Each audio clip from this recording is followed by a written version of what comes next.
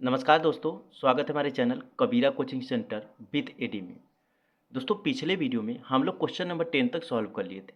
आज question number 11 से solve करेंगे। दोस्तों आपके प्रश्नावली 1D में कुल क्वेश्चन 14 हैं, तो 14 में से हम लोगों ने क्वेश्चन 10 तक सॉल्व कर लिए थे। आज 4 क्वेश्चन और बचे हुए हैं, तो आज उसको हम लोग सॉल्व कर लेंगे।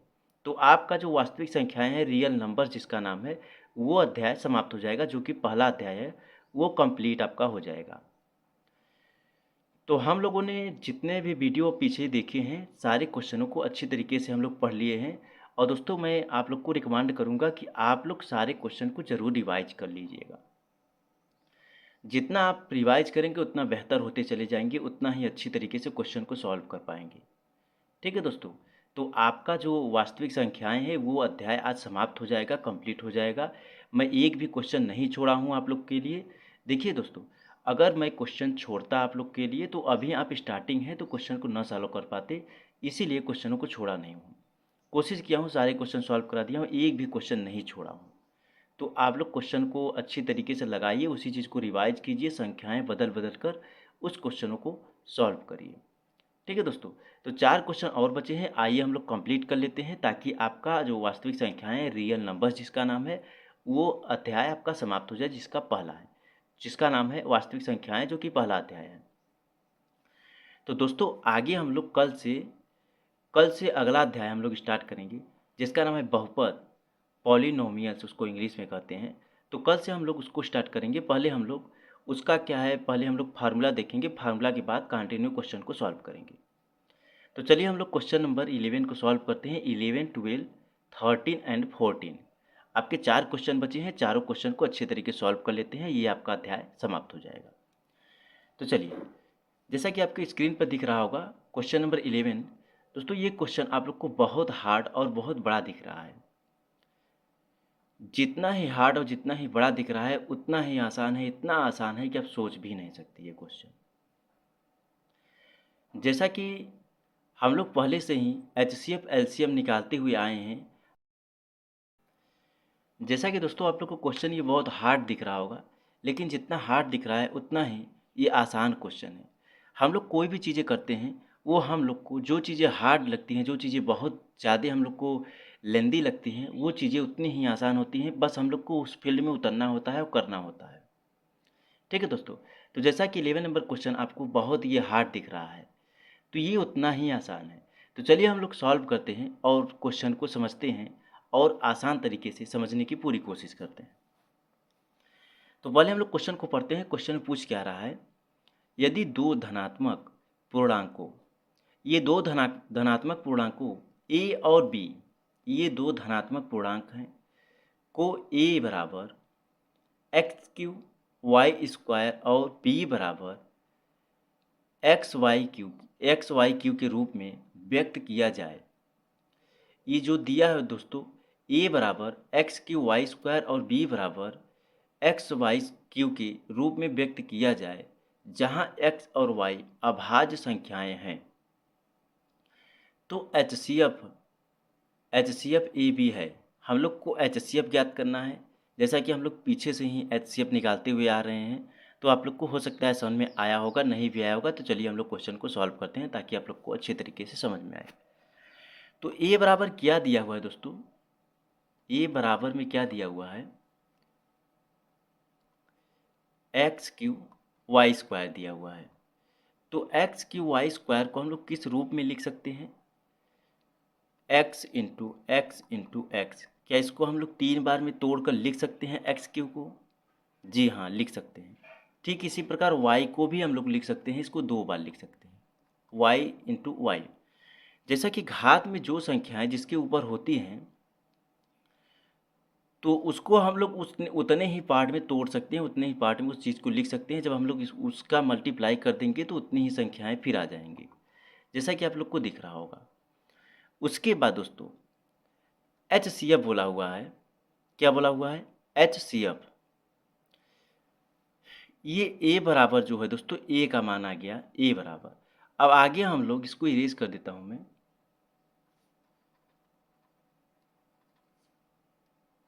चलिए अब b बराबर क्या दिया हुआ है,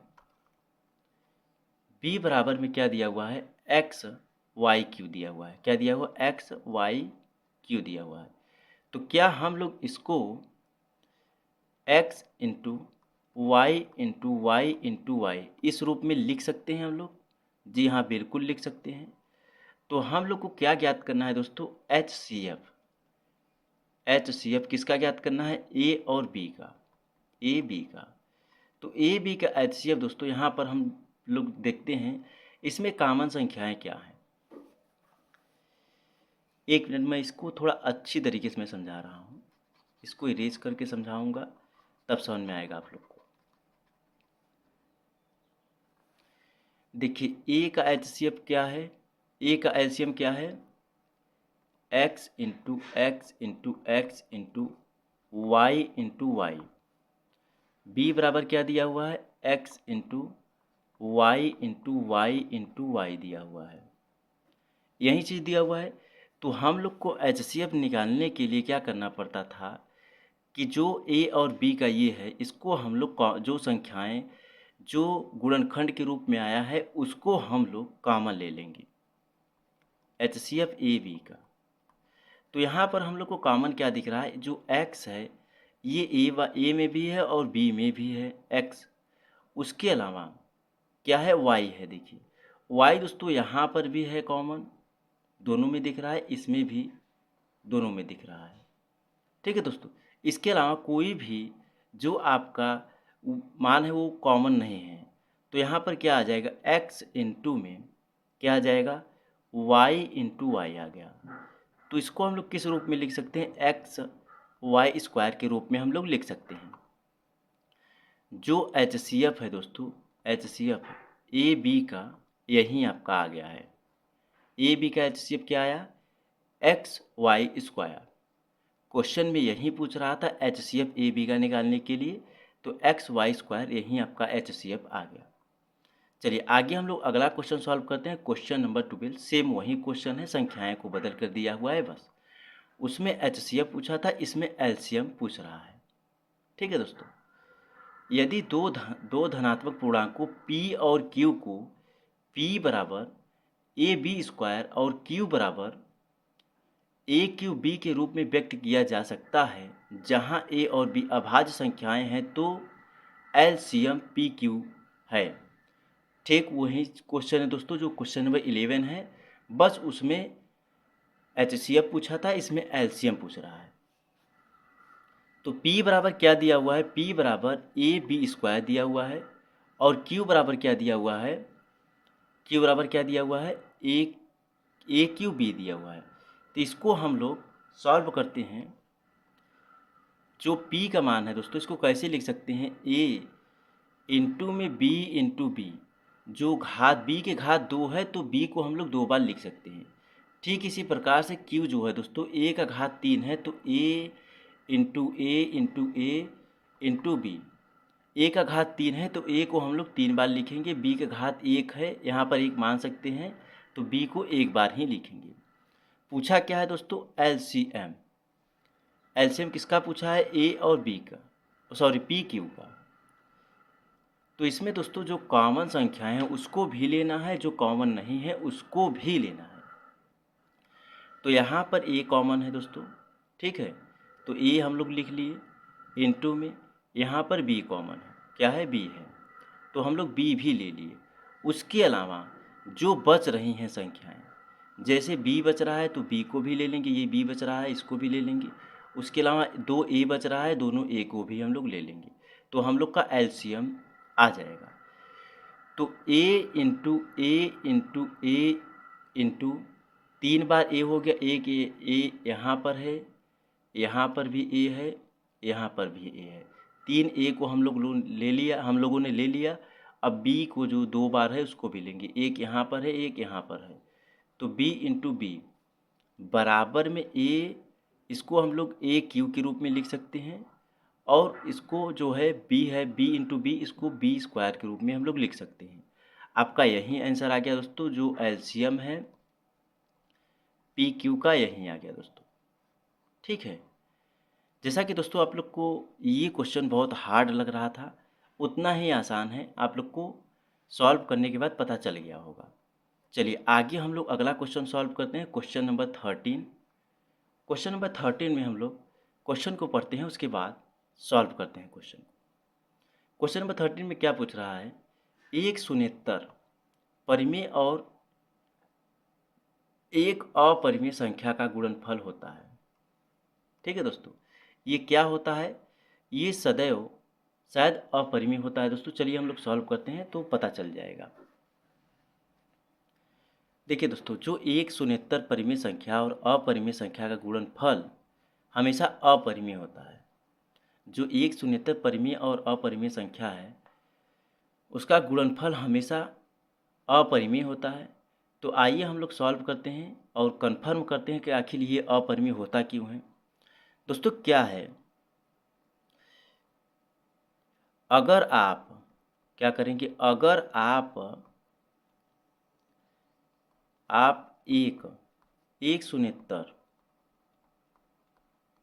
एक शून्येतर परिमेय संख्या, क्या हो गया, एक शून्येतर परिमेय संख्या, जैसे एक शून्येतर परिमेय संख्या क्या हो गया दोस्तों, परिमेय संख्या क्या हो गई, जैसे मैं लिख ले रहा हूँ 2/3 हो गया। ये एक शून्येतर परिमेय संख्या है और एक शून्येतर, चलिए मैं लिख दे रहा हूँ, एक शून्येतर अपरिमेय संख्या जैसे एक शून्येतर अपरिमेय संख्या, जैसे मैं मान लीजिए अपरिमेय लिखना है तो अपरिमेय इसको लिख लेंगे।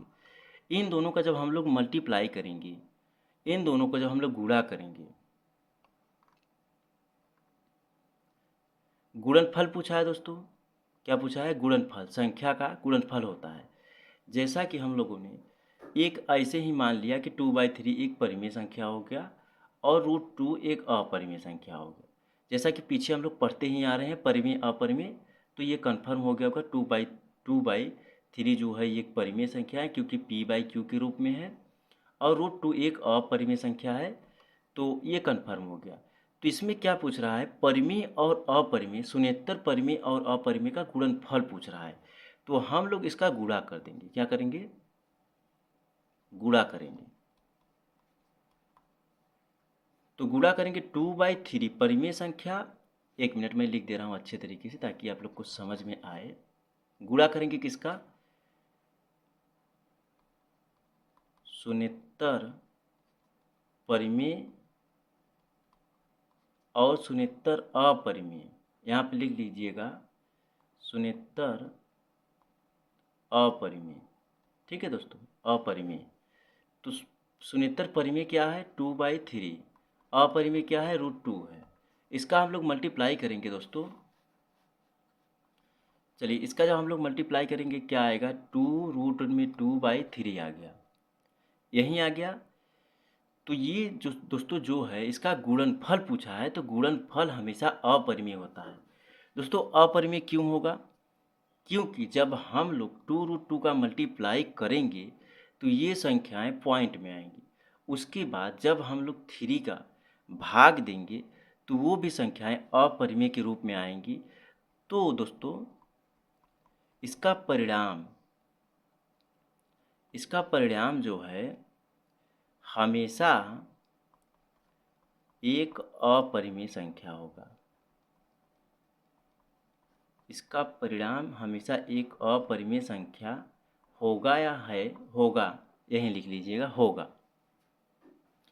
तो यहाँ पर आप लोग को शायद एकदम स्पष्ट हो गया होगा कि जो शून्येतर अपरिमेय शून्येतर परिमेय होगा वह हमेशा सदैव अपरिमेय ही होता है, क्योंकि जब हम लोग इसको गुणनफल के रूप में लिखेंगे तो हमेशा अपरिमेय ही आएगा। ठीक है दोस्तों,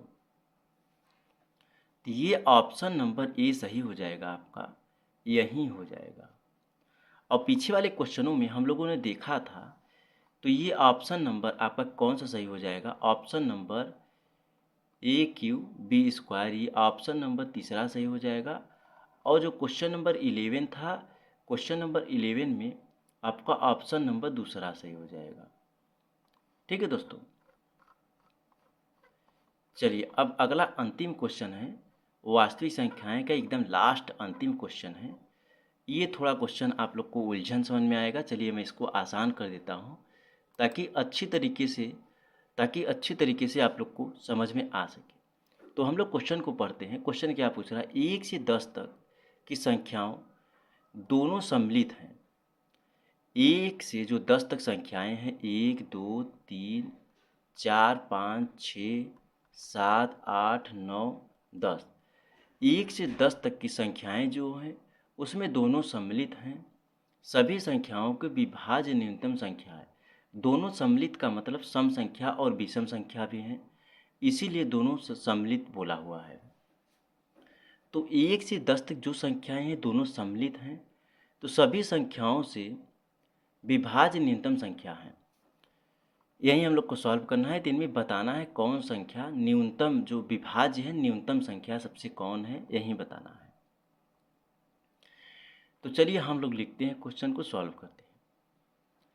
1 से 10 तक सभी संख्याओं से विभाज्य न्यूनतम संख्या क्या है। तो हम लोगों ने यहाँ पर लिख दिया 1 से, चलिए लिखता हूँ, आगे बताता हूँ मैं आप लोग को। 1 से जो है दोस्तों, 1 से 10 तक की संख्याओं,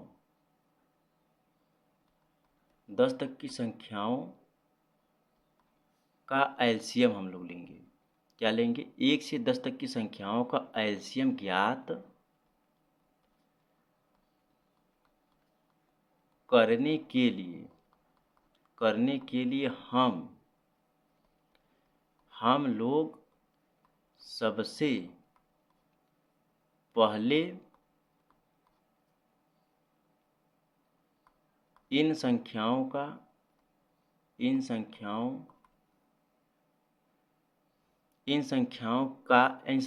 की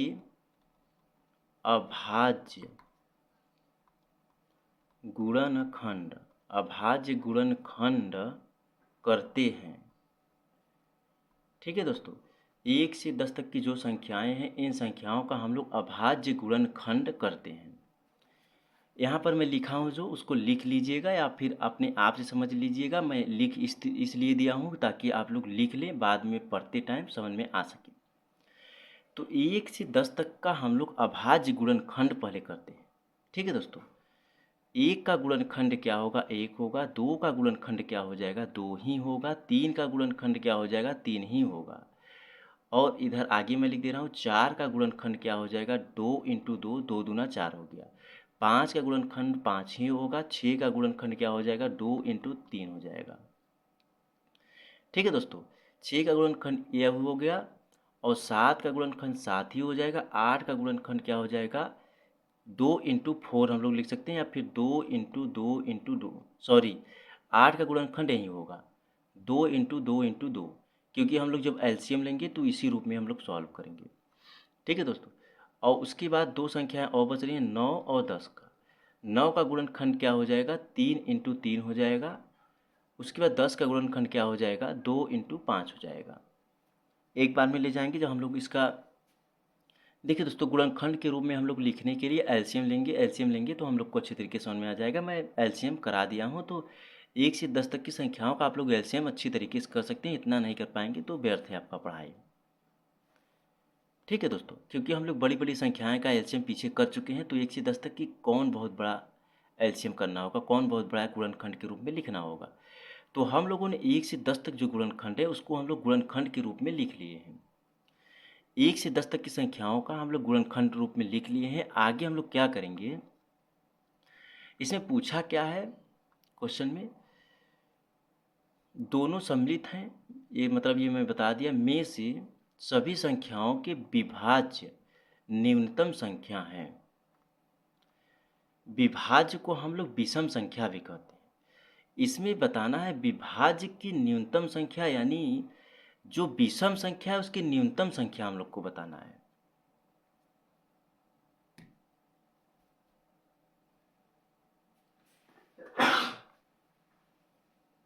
ठीक है दोस्तों, क्या बताना है हम लोग को, जो विभाज्य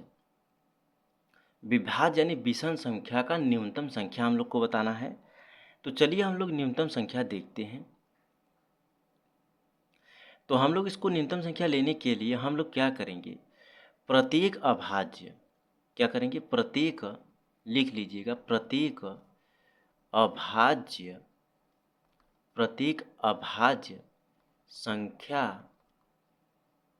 के अधिकतम, यहाँ लिख लीजिएगा अधिकतम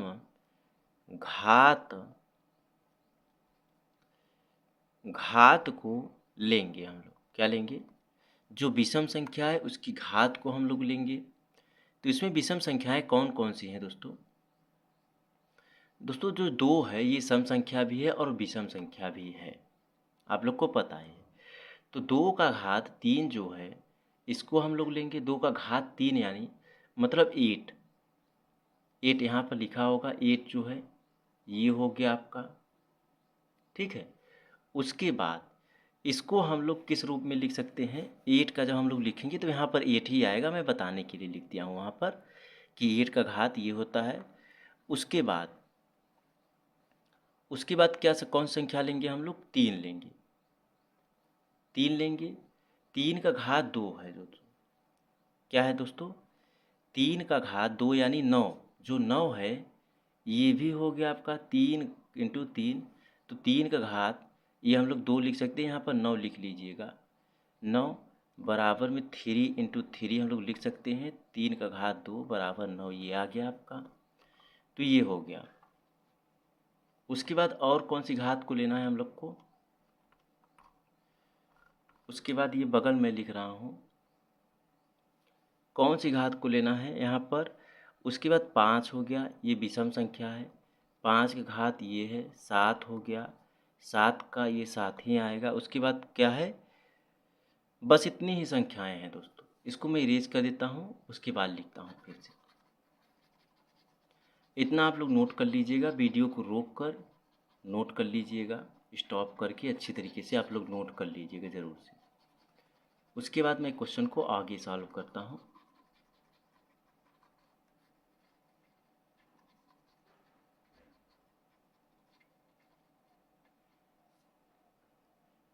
चलिए दोस्तों, उसके बाद क्वेश्चन को आगे सॉल्व करता हूँ।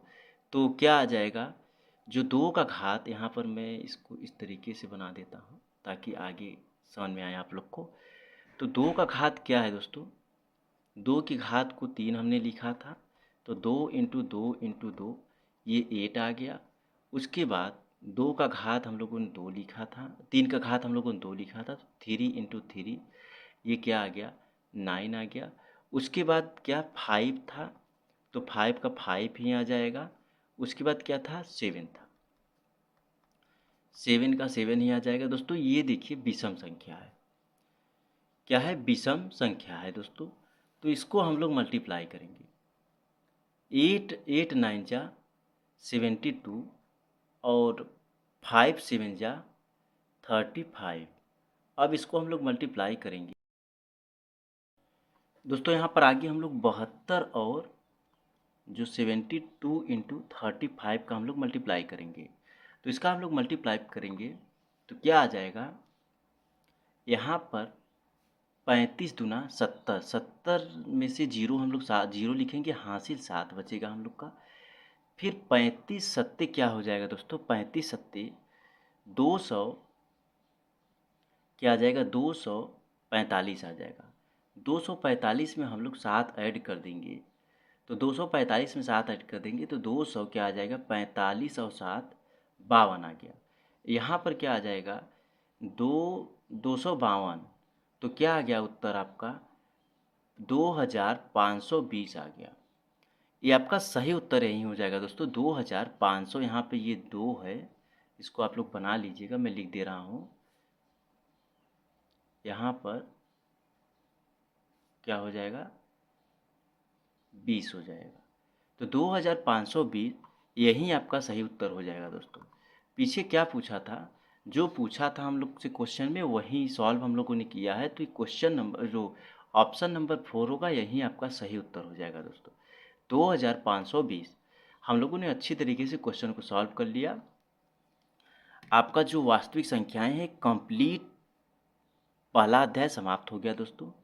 एक भी क्वेश्चन नहीं छोड़ा हूँ, सारी डाउट को क्लियर करता आया हूँ और एक एक क्वेश्चन को अच्छी तरीके से सॉल्व कराया हूँ, तो अच्छी तरीके से आप लोग को समझ में भी आया होगा। तो हम लोग फिर आगे से बहुपद पॉलिनोमियल्स हम लोग स्टार्ट करेंगे। उससे पहले मैं आप लोग को सजेस्ट करूंगा कि आप लोग उसको पढ़िएगा, थोड़ा बहुत उसकी जानकारी ले लीजिएगा, अध्याय को खोलिएगा मैथ का आपका बुक जो है, और थोड़ा बहुत पढ़ लीजिएगा उसको, बस ऐसे ही पढ़ लेना है आप लोग को बस। उसके बाद हम लोग पहले क्वेश्चन जो बहुपद है उसका हम लोग फार्मूला देखेंगे, फार्मूला के बाद आगे कंटिन्यू क्वेश्चन को सॉल्व करेंगे। ठीक है दोस्तों, तब तक के लिए अच्छे से पढ़िए, अच्छे से रहिए, मस्त रहिए। मिलते हैं फिर से एक नए वीडियो में। धन्यवाद।